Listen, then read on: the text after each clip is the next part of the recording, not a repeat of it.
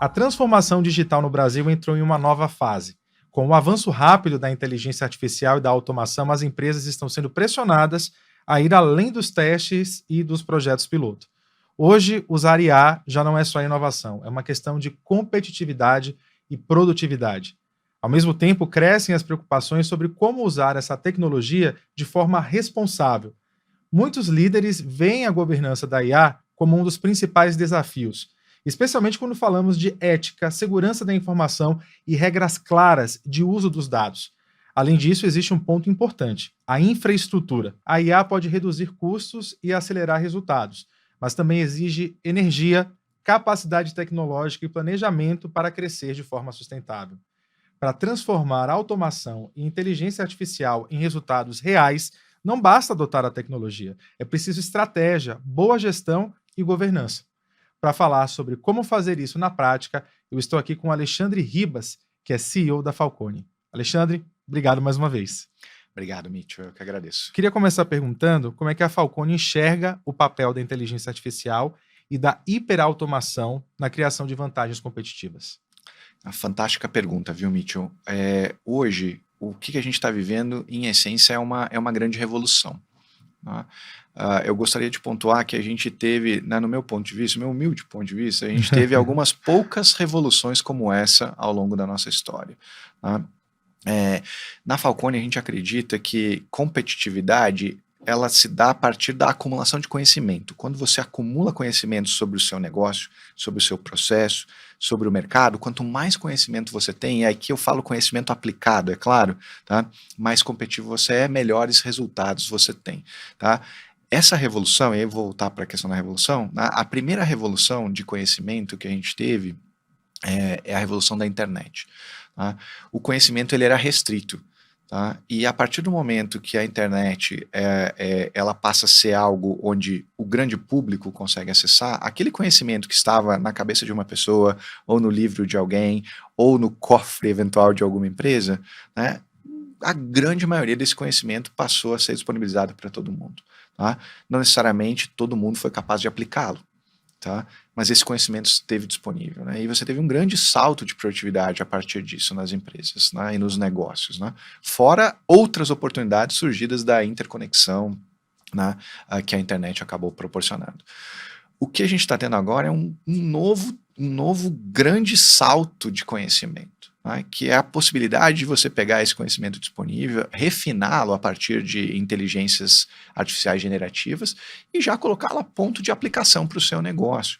Tá? Então essa revolução de conhecimento, ela é um marco. Lá na frente a gente vai ter ainda, hoje é até difícil você conseguir medir o tamanho do impacto que isso pode gerar para as organizações. Tá? Agora, né, como toda grande transformação e como todo grande salto, principalmente aqueles que a gente ainda não tem a real noção de o que a gente pode ter de melhorias com isso, você tem expectativas, muitas delas infladas, e essas expectativas às vezes geram corridas um pouco irracionais.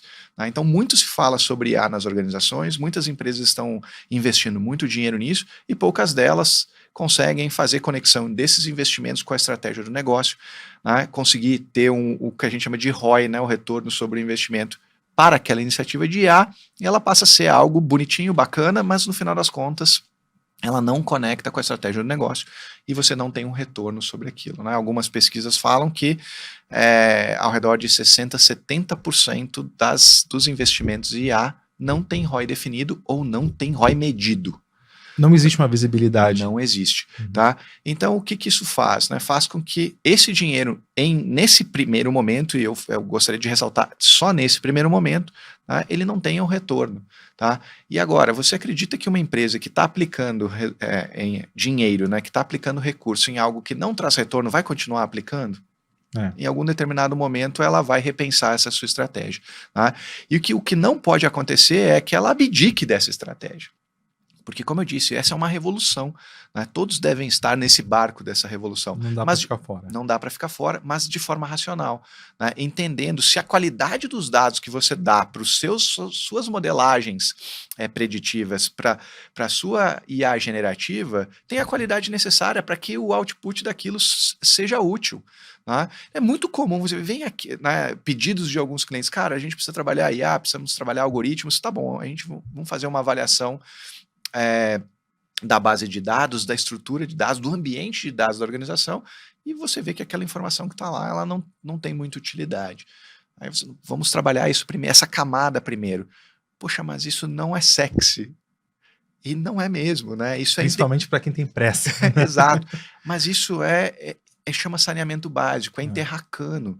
Né? Uma cidade, fazendo uma analogia, né, uma grande metrópole pujante, tá, que a gente tem orgulho de morar nela, ou orgulho de ir visitar, tem muito cano por debaixo dessa terra. Tá? Né, seja para a parte pluvial, seja para a parte de esgotos, seja para eletricidade, né, seja para telecomunicações, seja para transporte, tem muito dinheiro enterrado para garantir que os prédios que estão acima e os parques brilhem. Tá? Essa é uma analogia muito importante para a inteligência artificial. Eu preciso enterrar muito cano para garantir qualidade e governança de dados, para que as minhas modelagens, os meus algoritmos, as minhas IAs generativas e até a hiperautomação que vem na sequência entreguem resultados de qualidade. E qual que é o desafio de alcançar essa governança, essa confiabilidade de dados, partindo do princípio de que é uma base tão gigante de informação? A gente, pessoa física, fica chateado quando a IA alucina, imagina o impacto disso para uma empresa, né? Verdade, verdade. Eu acho que o primeiro passo que as empresas devem dar é entender que isso é relevante. Tá? Porque, na prática, né, a gente sempre tenta olhar para aquilo que brilha primeiro. Né? Os nossos olhos, os brilhos, né, do que o mercado nos mostra, eles nos chamam a atenção e a gente vai atrás daquilo. Tá?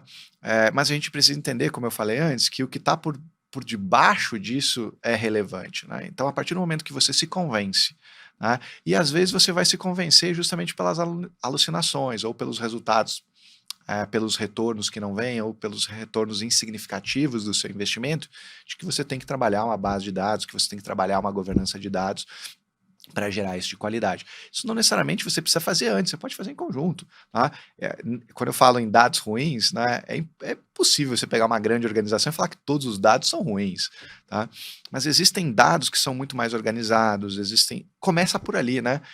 Construa a sua cidade em cima desses dados mais organizados e vá trabalhando a sua base de dados de forma geral, para garantir que em algum determinado momento você tem tudo preparado para você trabalhar com hiperautomação em todos os seus processos.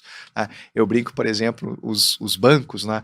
Você tem o setor financeiro, hoje você tem grandes bancos de varejo competindo com fintechs recém-surgidas, já nativas digitais, com bancos de dados já pensados para você ir adicionando novos produtos para o seu cliente, muito mais ágeis, muito mais dinâmicas, mas elas foram pensadas dessa forma. Né?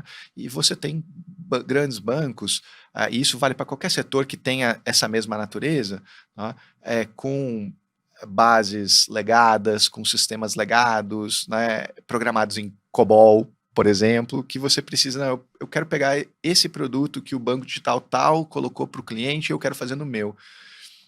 Você tem um nível de complexidade muito maior para você fazer isso. Né? O tempo de projeto é muito maior, você tem que preparar a base de dados, tem que fazer com que ela conecte. Em alguns casos você precisa criar barramentos, coisa que nem se usa mais, mas em essência é você criar essas camadas intermediárias de dados. Então, a qualidade da base de dados e de como você faz a governança desses dados, ela vai definir se o seu futuro, trabalhando em inteligência artificial, trabalhando machine learning e assim por diante, né, vai ser um futuro de sucesso. A hiperautomação, hoje, você vê assim, o risco de ser um investimento que, em vez de gerar, de fato, valor para aquela companhia que decidiu investir naquilo, acabar tendo impacto apenas pontual. Quais são os riscos disso acontecer a essa altura do campeonato, né? Que a gente não está tão evoluindo ainda nessa tecnologia, estamos num processo de evolução. Qual é que é o risco, né, de comprar gato por lebre e como evitar que um investimento acabe não se perdendo e só sanando uma coisa pontual em vez de gerar um valor de fato? É um ótimo ponto e sim, é um grande risco para as organizações. Mas o que que a gente acredita, né? A gente acredita que um sistema de gestão em uma organização, ele deve ser pensado em 3 níveis, né? Ele começa na estratégia, no pensamento estratégico, que vai definir os seus grandes objetivos anuais e as grandes ações que você vai executar, que são os seus grandes projetos de transformação.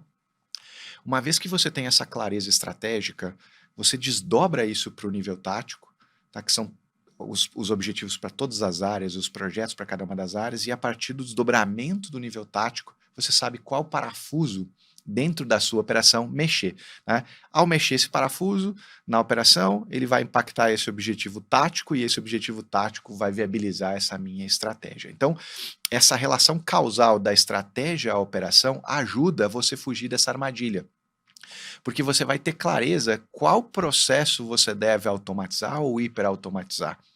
Tá? Porque esse processo ele tem impacto tático, impacto estratégico muito mais relevante do que eventualmente outro. Então você ter clareza da sua estratégia e olhar para o nível da sua operação de forma a saber qual parte da minha operação mexe de forma mais rápida na minha estratégia, ela é muito importante. Se você não tem clareza estratégica e você não tem essa conexão desse desdobramento claro, você pode mexer num parafuso aqui e a sua companhia apontar para o outro lado, ou o impacto vem a acabar sendo irrelevante para o seu negócio. E quando a gente fala de hiperautomação, Mitchell, assim, só para a gente falar, né, para o nosso público aqui, a hiperautomação nada mais é do que a automação de um processo somado à inteligência artificial. Um processo hiperautomatizado é um processo que, dependendo da modelagem de inteligência artificial que você coloca, tem a capacidade de se autogerir e autorregular. Tá?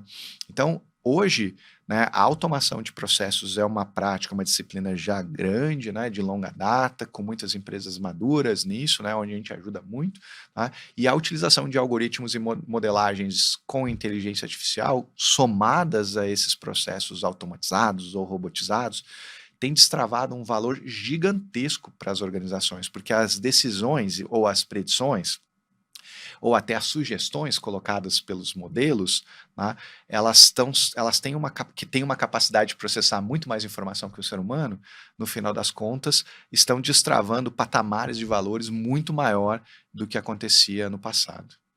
Para finalizar, uma pergunta de um tema sensível, que é relacionando inteligência artificial com pessoas. Conversei recentemente com um CEO global de uma firma de recrutamento de executivos. Ele me falou que IA é para facilitar trabalho, não substituir o trabalho em si. Como é que você vê essa integração de pessoas com inteligência artificial e o que é que as empresas podem fazer para garantir segurança, capacitação e criar esse ecossistema amigável entre humano e tecnologia? Isso é um ótimo ponto. Mitch, eu não sou apocalíptico em previsões, né? Mas muita coisa sim vai mudar, né? Como vem mudando ao longo dos anos, né? Se a gente for olhar antes da Revolução Industrial, nós cavávamos trincheiras, buracos com pás, tá? E depois vieram as retroescavadeiras, tá? Tiveram pessoas que foram contra as retroescavadeiras, tá? Mas ela proporcionou toda uma parte do progresso que a gente tem hoje, tá? Então, toda a revolução, né, e essa revolução, em essência, como eu comentei, é uma revolução de conhecimento, né? Toda revolução de conhecimento, ela vai gerar uma nova revolução do trabalho ou da forma como o trabalho é aplicado, tá? Então, algumas funções, elas deixarão de ser relevantes. Não necessariamente elas deixarão de existir. Elas deixarão de ser relevantes. Elas podem sair de protagonismo, né, para uma coadjuvância dentro da organização. Ao passo que o oposto também deve acontecer, né? Funções que eram coadjuvantes podem se tornar protagonistas e outras que nem existiam provavelmente vão ser protagonistas dentro dessa revolução do trabalho. Então a IA ela vem para nos ajudar a uma revolução do trabalho, para transformar coisas eventualmente repetitivas e simples em algo que a gente não precisa fazer mais e aplicar a nossa capacidade humana, que é excepcional, em temas de maior geração de valor. Tá? Mas isso vai mudar, né? Por exemplo, hoje nós temos elevadores inteligentes. Os elevadores inteligentes fizeram sumir a função de ascensorista. Tá? E aí a gente não lutou contra os elevadores inteligentes, nós abraçamos. Né? O que vai acontecer é que muitas das funções que hoje existem, elas vão mudar. Algumas efetivamente vão deixar de existir. Mas outras serão abertas. Tá? Então, a gente está vivendo uma revolução do conhecimento que está conectada a uma revolução do trabalho ou da forma como a gente trabalha. Tá? Então, como eu disse no início, eu assim, não tenho uma visão apocalíptica, muito pelo contrário, é evolucionista em relação a isso. Tá? Eu acredito que a gente vai ter que formar outros tipos de mão de obra em cursos que nós ainda não estamos nem preparados para dar, mas que surgirão nos próximos anos. Isso vai abrir um mercado de trabalho ainda maior, provavelmente mais qualificado, que vai pagar melhor e vai usar melhor a nossa capacidade humana de efetivamente fazer a diferença, e aquilo que é repetitivo e aquelas questões eventualmente mais simples, né, ou que exige uma capacidade aí sobre-humana de cálculo, nós teremos os nossos modelos de IA e os nossos agentes de IA para nos ajudar. Agora, para finalizar mesmo, Alexandre, acho que inteligência artificial mostra, a gente tem um exemplo vivo de algo que realmente gera muita oportunidade já no presente e também muito desafio, né? Exato. Eu diria que assim, todo grande problema, em essência, é uma grande oportunidade, né? Todo grande desafio, você pode aproveitar isso e sair mais forte lá na frente, né? Eu acho que a gente tem um contexto único, tá? Com possibilidades muito pouco exploradas ainda, mas com muito dinheiro sendo aplicado pelos governos e pelas organizações, né? E ninguém aplica tanto dinheiro à toa. Tá? Então eu tenho certeza, nós também como companhia estamos aplicando muitos recursos para desenvolver as nossas modelagens, os nossos algoritmos, né, para ajudar os nossos clientes, né, a terem menos turbulência, menos percalço nessa grande transformação. Vamos acompanhar então os próximos capítulos dessa história. Muito obrigado mais uma vez. Obrigado.